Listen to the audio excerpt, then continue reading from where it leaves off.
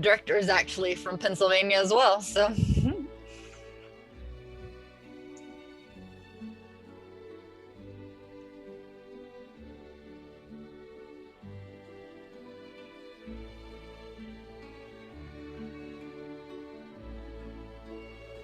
Let the last couple folks get in from the waiting room, and then we'll get started here momentarily.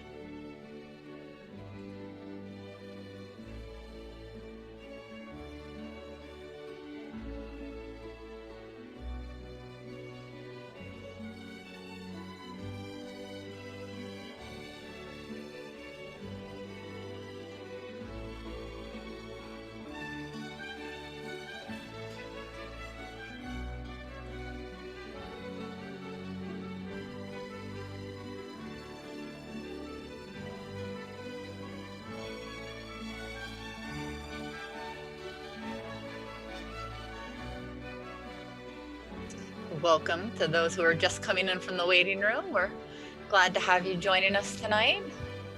Like we said, if you want to introduce yourself in the chat, feel free. We enjoy hearing where everyone's from. It's a nice way to do some networking, meet some like-minded folks. If you're here for work-related purposes, we enjoy hearing where everyone works. We'd love to see that.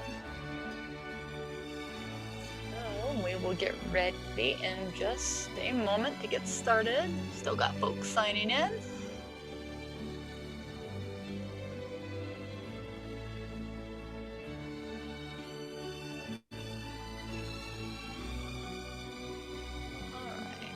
So just a couple of just notes as we're getting started. We do ask everyone to keep yourselves muted during the presentation. Just for, sound issues. We all know how that can work on Zoom. Feel free to put any questions or comments you have. You can put them in the chat, or, if you can remember them till the end, we usually take some time to chat and have a discussion afterwards. But if you do have questions that you want to make sure you don't forget, feel free to put them in the chat, and we do try to make sure that we get to those at the end. But if we get to the end and like if you put a question and I don't get to it, feel free to, we're gonna ask everyone to maybe use the raise hand feature, just because we do have a pretty big group here. So that just makes it easy, and then I'll just, kind of call on whoever it is. I'm seeing folks waiting. So I think we're getting pretty close to having most everyone in. All right, so again, welcome to everyone. We usually have folks from all over the United States. Often we have people from Europe. We have folks from Australia sometimes. So welcome to everyone who might be joining us from other areas. Let's see, and okay, let's see. So, all right, I think we're getting pretty, okay, I think we got just about everyone. So, oops, still a couple more. Nice big group tonight. So again, welcome to the last couple folks who've just come in. We appreciate everyone taking the time to come and join us. My windows aren't working right. Bear with me here for a moment. So yeah, we are just about ready, I think.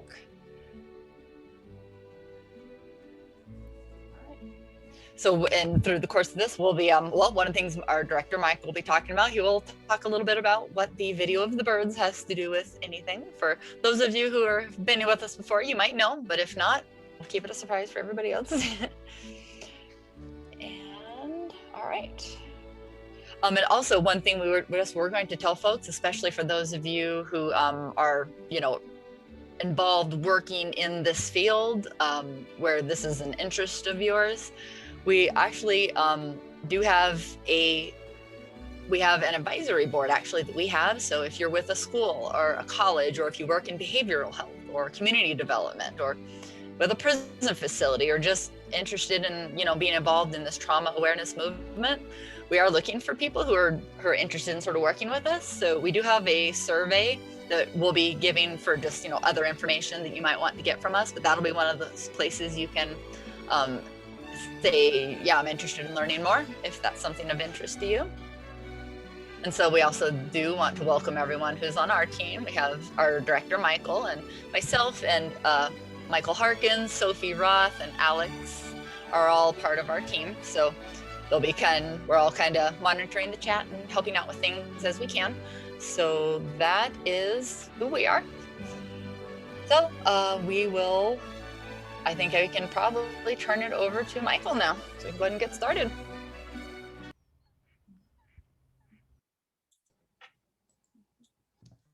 Hello, everyone. Well, tonight, consider what you see on the screen is one of the proven ways of mitigating trauma. It's the presence of a caring, stable adult. The trauma-responsive movement is developing and growing in schools and organizations, and it's reaching a tipping point.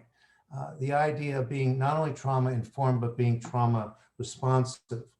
And what a tipping point is, for those of you who haven't heard of that, it's the moment when widespread recognition seems to happen almost overnight. And to give you an example of what a tipping point is, here is Roger Bannister, for those of you who are familiar with sports. He was a runner, a doctoral student in England, and in 1954. He was competing for for the 4-minute mile. People have been trying to break the 4-minute mile since the 1870s. And on May 6, 1954, he broke it. This was a tipping point. So on the next slide, you see an example of something that I want to point out about the flock of birds. We've all seen birds fly like that. Well, how do they communicate? Is it possible for people to interact like a flock does, and to interact also with no leader, where everyone leads? So we can all be leaders in service within our individual communities. We believe humans are inherently caring, concerned, and compassionate. Someone trips and falls, what happens? People flock around that person to help out and make sure they're all right. Have you been in one of those flocks? A flock of humans moving to help out. Like the birds, there's no leader. As a flock of humans connected by some unseen, unknown force, consider our potential for care and compassion. Trauma responsive is helping someone get back on their feet. Awesome. Thanks, Michael. I'm just going to pop in here for a second, just for those who haven't been with us before, to just know a little bit about where we come from here. Over the last 10 years, we have developed a curriculum called Healthy Relationships 101. And that's been done with ongoing collaboration from city teachers, social workers, counselors. The curriculum contains all of what we'll be talking about tonight and more. And also the same kind of material is covered in our workshops that we offer to groups, to schools, and even just to individuals.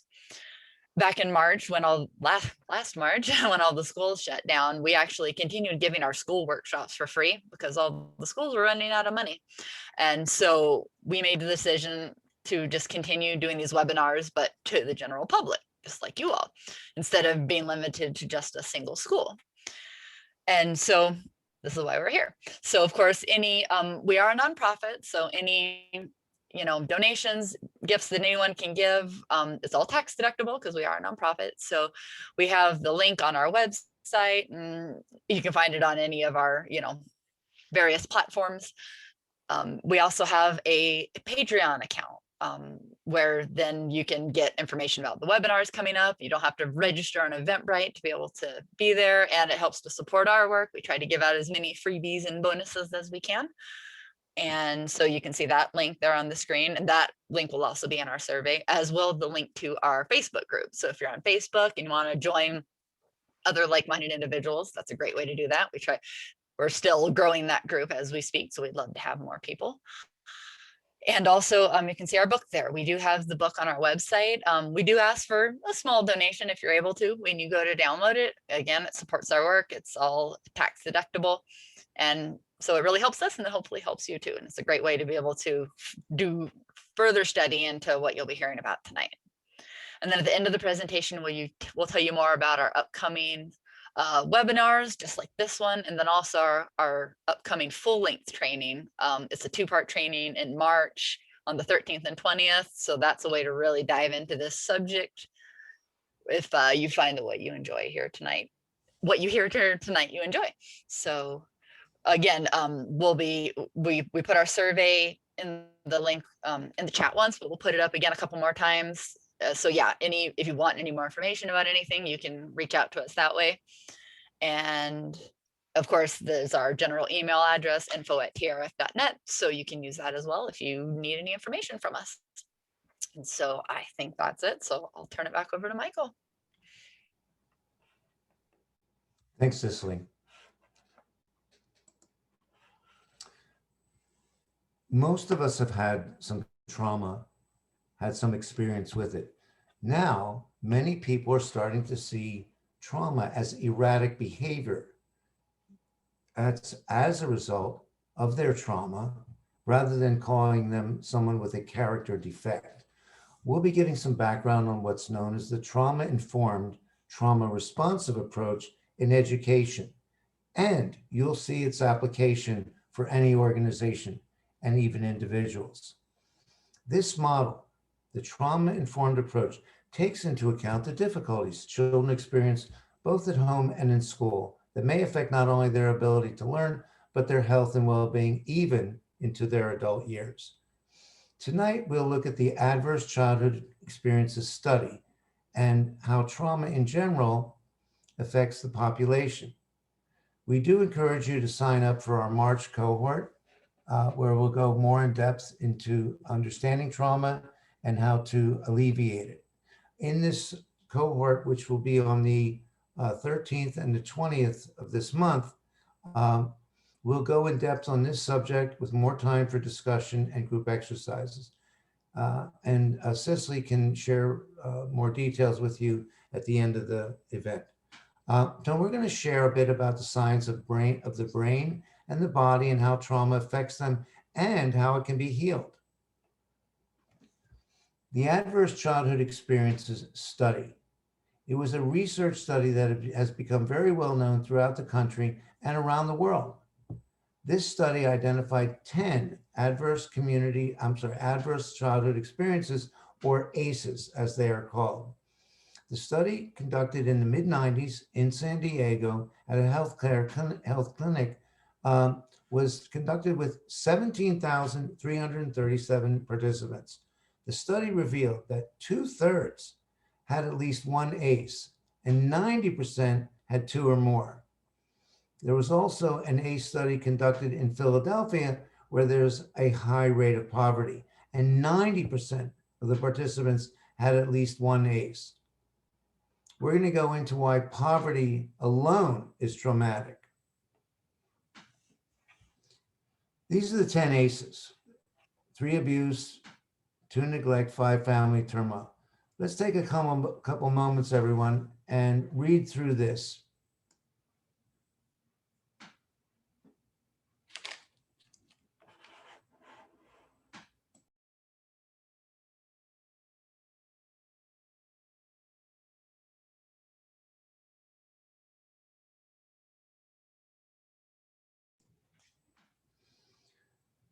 So these are, unfortunately, the conditions that many children experience today who are subjected to repeated adversities that create what's known as toxic stress. And here are some of the consequences of this kind of stress. Do we have make sure that we have everyone is muted? Yep, it's okay. good. All right, some of the consequences are secure attachment is either diminished or not present at all. Let's think about secure attachment. In our cohort coming up, we'll really show you some very interesting work around how creating a sense of security, literally from birth, is so essential to a child's healthy brain development. And so, again, consequences. The world's an unsafe place and no one's there to help. They think that they are insignificant. They can't trust adults. Traumatized children become hypervigilant and stay on a high state of alert. They feel isolated and have low self-esteem. They experience abandonment in all areas of their life. Here's a simple example. A kid prepares for a school recital, no parent shows up. These kids are trauma survivors. I'm one of them. Are you? So how was I this happy little kid? I'm smiling, I look happy. What did teachers see in me? Was I really a happy kid? What did my teachers and what did my neighbors think? I grew up in what I would call punishing silence, and I grew up thinking that I wasn't wanted. It was as though I lived in Lonelyville.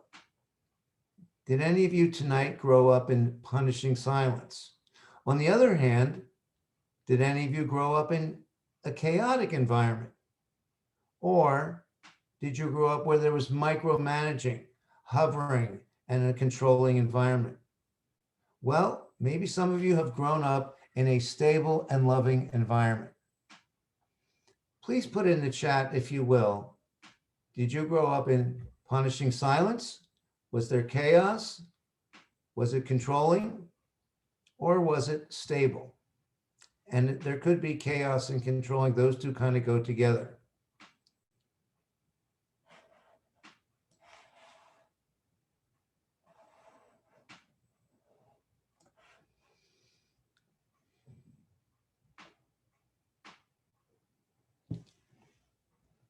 I'm sure my parents were very well-meaning, but they were likely replicating the parenting they received. Not every kid in the classroom is smiling and doing okay. They might be struggling with things that are behind the smile. So if you would take a moment to reflect on whether any of the ACEs that you saw on the list may have occurred in your life. When I became aware of my ACEs, it helped me put into perspective how I had been held back in my life goals and been unable to maintain healthy and thriving relationships. Michael, let's go back to the ACEs for a moment.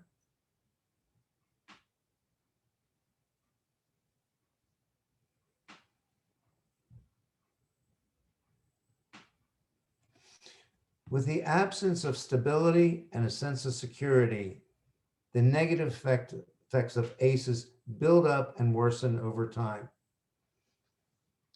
Now we're going to show a short film that illustrates some of the most dire consequences of the ACEs.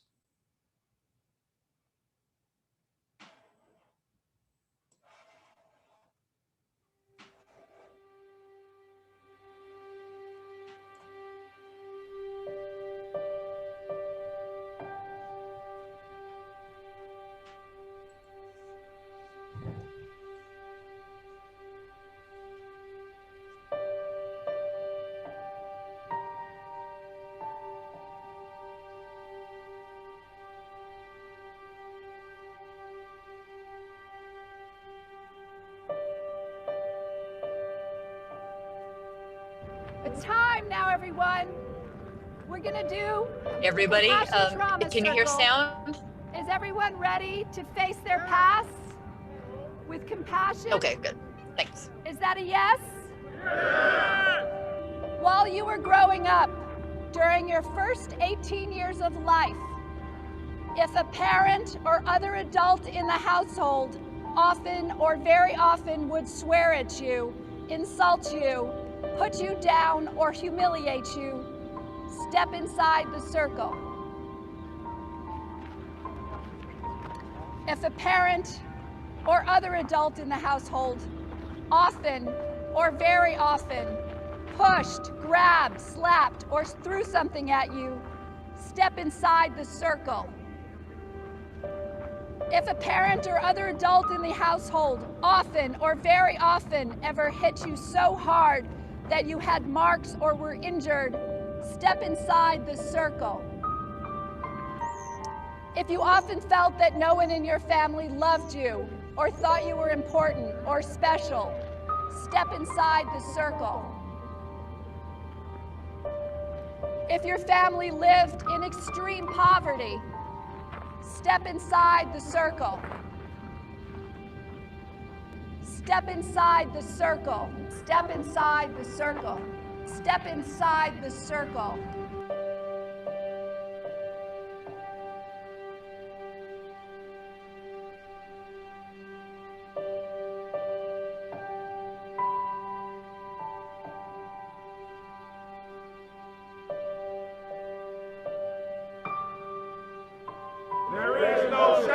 There is no shame. There is no shame.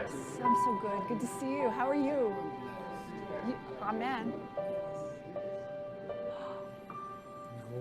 Noel, good to see you. Welcome. I was abused as a young girl. I was beaten by my mother. I was verbally abused by my mother. I was sexually abused by another man. My father was an alcoholic. My mother was a rageaholic. I've driven drunk. I've sold drugs. I was a juvenile delinquent. Probably my story is similar to most of your stories in here. I'm white and I'm female and nothing happened to me. So, I got a get out of jail free card. And so I'm here now because I see myself in every one of you. I'm a traumatized child, raised by a traumatized child. My mother was traumatized as well as her parents. Like he said, we wasn't born in the world of being evil people. My mother didn't want me. She hid her pregnancy, and she tried to flush me down the toilet. But as I learned about these things, I always asked myself what was wrong with me.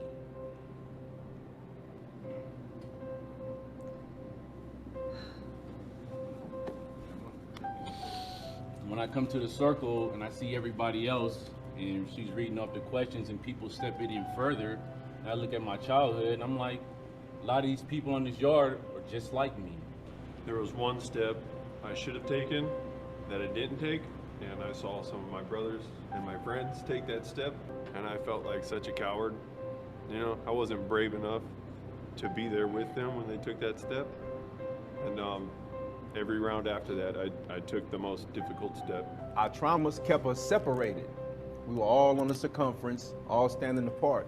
But once we began to acknowledge our traumas publicly, it brought us all closer together. In prison, you're not supposed to show your weaknesses in prison, though. But to want to do that, to walk in that circle like that, and to take each step forward was a reminder to ourselves that we still have a humanity and we worthy to be loved, though. Most people on the outside don't understand that we want to change so we can re-enter society better than what we left it. And I think one of the things that when you was yelling that no shame and you had us yelling it out, it was freeing us too. And it was a point to where when I was looking at that and we was all looking at it in a circle, you can hear that echo, no shame. And that was very powerful, especially coming from a little lady like you. I'm 76 years old. I've seen a lot. I don't like talking. I like to meet people that understand what's happening without words, and you one of them. Today has been one of the best days I had in my whole entire life since I've been locked up these 40 years.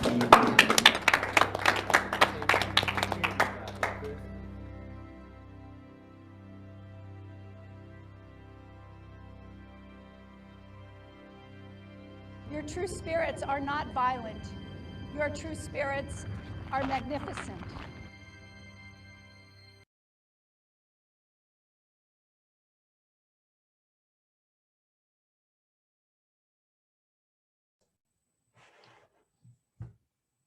Let's take a few moments to reflect on what we've just seen. Take a breath and think about what you feel having seen this video.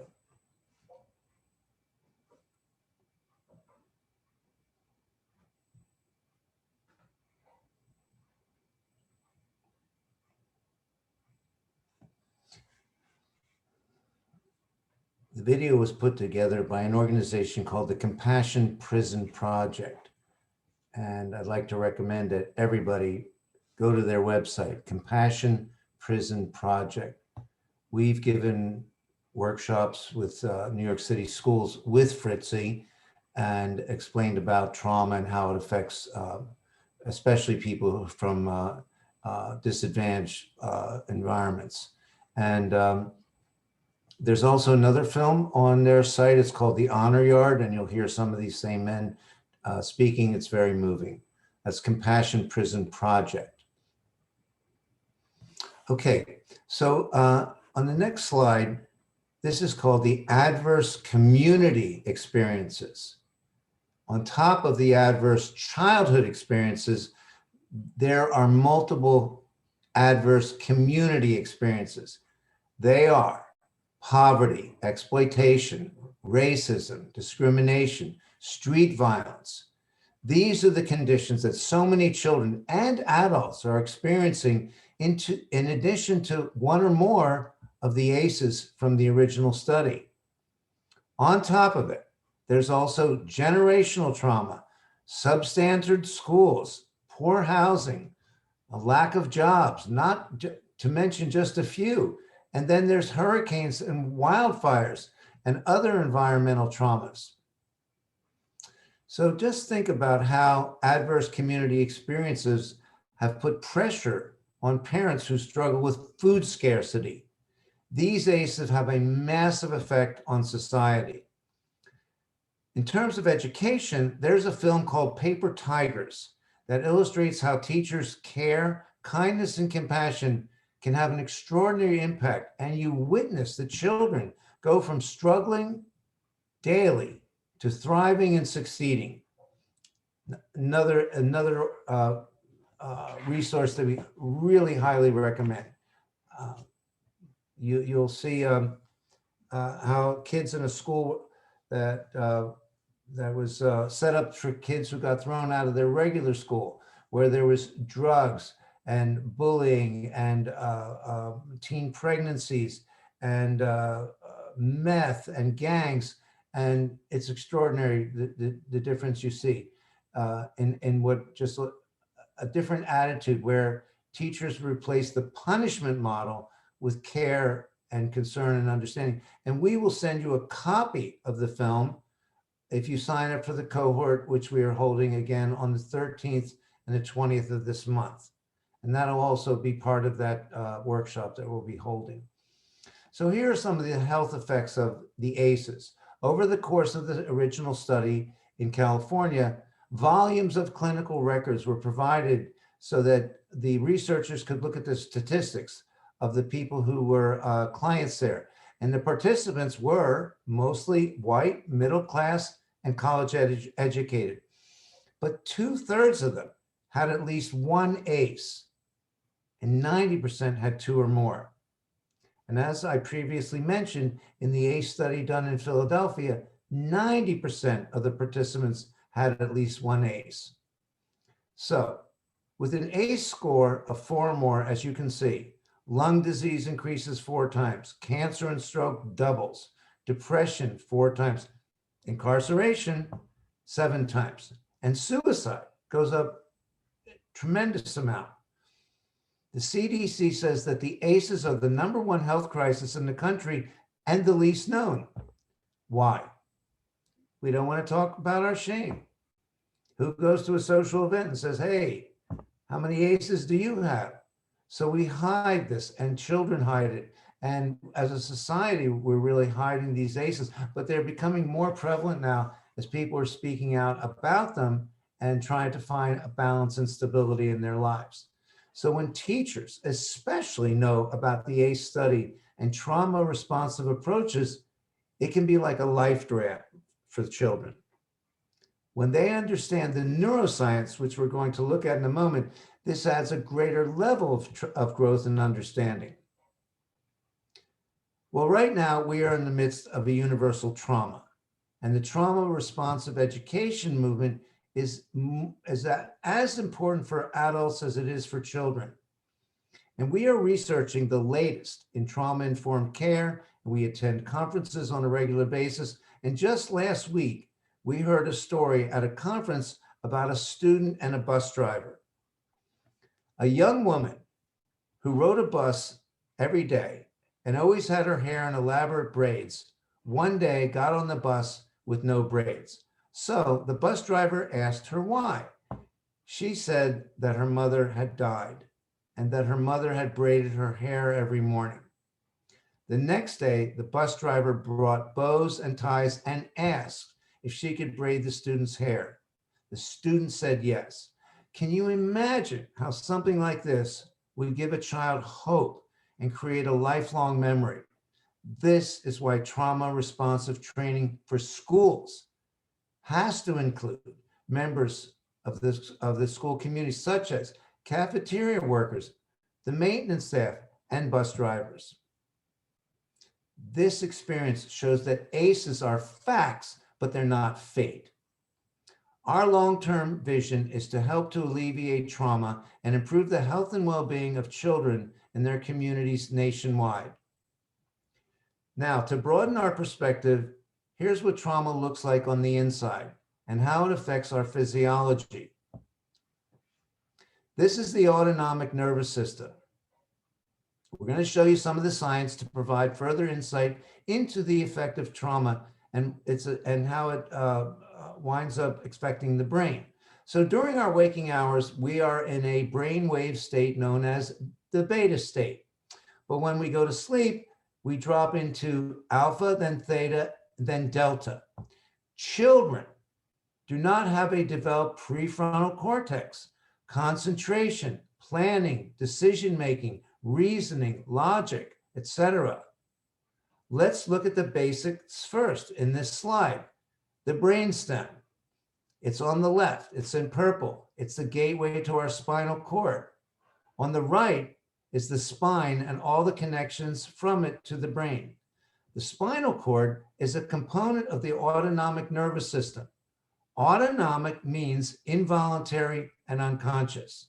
The autonomic nervous system, which we're all under the guidance of it now, is comprised of our brainstem and the spinal cord. And together they regulate heartbeat, breathing, digestion, vision, etc.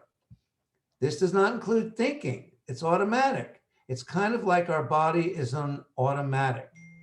And one more point about children. The prefrontal cortex, as I said, is not developed sometimes until they're as old as 6, 7, 8, 9 years old, and then it slowly comes online. Concentration, decision-making. Well, children are in a deep feeling state. And so for those of you who work with children or have them, think about them as being in the delta state, the deep sleep state with their eyes open. So the children need an incredible amount of care, and any kind of chaotic situations are going to have them try to search, what is the feeling connected to this event that I'm experiencing, and how do I avoid it? And as I said, this is what brings kids on high alert. Okay, so the next slide, we see the hippocampus and the amygdala. This is the area of the brain that communicates feelings to the brainstem and the spinal cord. The hippocampus and the amygdala are part of a broad network of different brain functions. The hippocampus and amygdala give meaning to our feelings. You see them in the diagram. I'll explain. The hippocampus is responsible for preserving and retrieving information, better known as memories. So when I was in school, 7 times 7, sure, 49. Ask me 5 minutes later. Couldn't remember. That's because of my trauma. My hippocampus was not online. So with chronic and repeated stress, the hippocampus shrinks and becomes less effective. The amygdala, it's known for the fight, flight, or freeze response. When there is stress and fear, adrenaline and cortisol, the hormones of stress, are released into the blood system and into the brain. Repeated stress and trauma can result in a person becoming hypervigilant and constantly on alert. Science now shows that the response humans have to daily stress is similar to the stress response we had when we were running away from a saber-toothed tiger, except our daily stress is not life-threatening. Do you know any people who act like their stress is life-threatening? I used to be like that, not so much anymore. By the way, there are also hormones of pleasure and satisfaction. You may have heard of these. They're dopamine, serotonin, and oxytocin. Oxytocin in particular is associated with being in love. And an interesting point to note is that when someone is falling in love in the beginning, there is a nervous excitement and anxiety, which ironically is generated by the amygdala. Now, we're going to look at two sides of a brain. In the next slide, you see a healthy brain compared to one that has experienced trauma. Trauma is more emotion than the brain can handle, and trauma is not a one-time incident. Brains that are overloaded with stress hormones become toxic when they're activated over and over, and it inhibits normal brain development. When there's trauma, the body is flooded with the stress hormones, adrenaline and cortisol. The adverse childhood experiences cause this type of toxic stress. It puts a child in a constant state of survival, and it stunts healthy brain architecture and affects the prefrontal cortex, which, as I said, governs reasoning, logic, planning, impulse control, decision-making, concentration. I hope this is giving you an idea of the inner workings of our brains. Now, toxic stress over time damages neural pathways, but brain architecture can be rewired, can grow again when someone has more safety and stability in their life. Now we're going to shift to neurons. There are 86 billion neurons in our brain. Neurons are the brain cells that transmit electrical signals to each other. They are constantly firing and wiring. During childhood, elevated levels of stress hormones can lead to diminished neuron production. This is a synapse. A synapse is the gap between new neurons. This is where electrical signals can travel from one neuron to another. This is known as firing. As we exercise our brain by learning new things and practicing the skills we learn, we form new synaptic connections. This is known as wiring. So you might hear this, it's pretty prevalent in the culture today. It's about neurons that are firing and wiring. So I hope this gives you a bit of a sense of what is going on in our brains, neurons, how they're affected by hormones, the hormones of stress, the hormones of love and pleasure. Now we get to see the inside of like our bodies and our brains. What's going on? So are you in a relaxed state right now? Well, then you're in low beta. If the doorbell rings or you realize you missed an appointment, you might go into middle beta. And if there's a crash or something loud, high beta. But again, going to sleep, you drop into alpha, then theta, and then the deep dream state, which is the delta state. So here's a look at our neural network. This is when our neurons are firing and wiring, and they are firing and wiring right now. Anything that you didn't already know is making a new neural connection. And even things that you did know, the repetition makes it more familiar with you. Okay, so the next slide is about epigenetics. This is a really important part of understanding how our environment affects us and how, if we understand epigenetics, it's going to help us reduce trauma. So epigenetics is how one's environment shapes and alters gene expression. So our genes are expressing all the time. They're part of our DNA. We have a gene for everything. And our environment also includes the people in it. Now, our genes are inherited traits such as height, eye color, our chin shape, really everything. Gene expressions are the specific traits that we have, such as green eyes, 5'8", 145 pounds. When someone experiences trauma, cortisol and adrenaline are released. It's stressful and there's an adverse chemical reaction in the brain. This affects behavior, health, and well-being. Traumatic stress also occurs from thought alone. Just thinking of a problem can release the same chemicals that are released when we experience physical danger. This affects our gene expression. So our thoughts, if you're thinking right now about the problems that you have or the problems in the world, it's actually, the more you get into it, it'll affect your gene expression. This is known as epigenetics.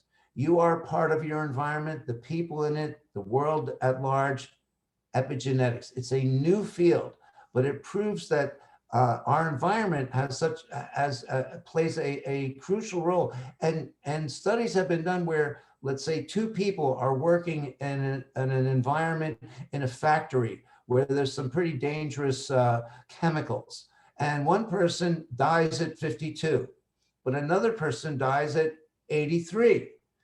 And let's say they're twins, but so they have the same genes. It's how the genes express. So depending on what went on in each of their lives depends on our health and well-being. So now that you understand a bit about brain development, I'm going to briefly discuss what we call a real agent of change called nonviolent communication, a component of the work we present in schools and with organizations so teachers and staff can better understand their students is a skill set called nonviolent communication. Now, the basics of the nonviolent communication are this. It is a practice, like you would practice a sport, a language, a musical instrument. It's a practice that we do to learn how to express our needs and feelings without blame and judgment. How many of us are judging all day long? How many of you are judging this webinar? It's constant. We're wired to judge, but it doesn't have to be incessant. And the NVC helps us get a larger framework where we can see the world as a place where people have needs and feelings, but they have strategies that we don't appreciate. So think about that we don't appreciate everybody's strategy, but they don't have to be our judgments. Again, in our cohort coming up, you will get the nonviolent communication background, you'll get exercises, and you'll get information, especially the needs and feelings list, as well as how to listen empathically. So again, our two-part cohort series is on March 13th and the 20th. And in this cohort, we will go in depth to learn how nonviolent communication can have a significant impact on your neural pathways. Cicely, I think are there still some spaces available for that? Yes, yes, sir. And it was just pointed out to me, the early bird tickets are gone, but if you go to get the regular price tickets, use the code SAVE15, all capital letters, SAVE15, and then we'll give it to you for the same price as the early bird. Okay, so, but yes, there is still room. So one of the things that you'll understand in the cohort is that NVC is a model of understanding that literally rewires our brains. Learning it will fire in new sequences, patterns, and install new neurological circuitry. So this is no longer a time to know. It's a time in our society's predicament to know how. Now is the new later. So when we learn NVC and we learn about neuroscience, we see that kids especially don't have a behavior problem, they have a brain problem. Now that we understand more and are beginning to understand more about neuroscience, we can have a different perspective, not only on children, but also on adults as well. The next slide is another statement that is helping to transform schools and even organizations and people who are individuals. Disruptive behavior is a coping mechanism. So think about someone who did or said something that was annoying and disruptive. It's a coping mechanism. And kids with ACEs respond to the world as a place of constant danger. Their disruptive behaviors are actually coping mechanisms. And their behavior is out of their control. So a trauma-informed approach sees children as their circumstances, not their behavior. For many of us, this can be a hard pill to swallow, especially teachers. But by seeing children beyond their behaviors, even adults too, you can provide an opportunity to create a more harmonious environment. A trauma-informed approach fosters resilience in children who feel disconnected. And resilience is the ability to function in a healthy way, even in the face of trauma. Just one caring, stable adult can affect a child's brain chemistry and its healthy development. We're going to also, again, we'll see more evidence of this in the film Paper Tigers when you join us for the cohort. You'll see a school that has a suspension rate, a very high suspension rate. By introducing the trauma responsive approach, suspensions went from 796 to 135. Graduation rates went up 5 times. What school doesn't want these results? So relationships drive brain development. Not much more to say about that. And it happens at the speed of trust. We say change happens at the speed of trust, when someone trusts their environment is safe and secure. If we're going to get through this period, there has to be a seismic shift in our focus on mental health. We hope you found this work interesting and are inspired in such a way to help us bring our work into schools and organizations. Just like the bus driver who was there for the little girl, we want to provide support for whole communities. So thank you very much to those of you who donated for your ticket tonight. Everyone else, please help us with the donation. Your help in this area goes a long way. The link is in the chat. And last but not least, humans are a marvel of adaptability and change. And in this work, there's the potential for kids and adults to break free from the chains of their emotional past and the trauma and the chaos. There's a potential for all of us to develop a genius mind. Awesome. Thank you, Michael. So yeah, I've been back and forth with a few of you in the chat. Yeah, the early bird tickets had run out. A couple people were having trouble finding the spot to put the promo code. So I was able to extend the early bird ticket pricing. So if you can't find the code, just pop back in there and try it again. You should be able to get it. So, because yeah, we'd love to we have a lot of really awesome folks here tonight. I've been having great conversations in chat. So we'd love to have some of y'all in the next group, and starting on the 13th, we'd love to have you. So yeah, so we're gonna make sure we put the link back in for the chat. So if you're having any difficulty getting on there or anything, I see what you just wrote to me, Denise. I will send you an email. Okay, I should have your email through the registration. We'll take care of that. Okay.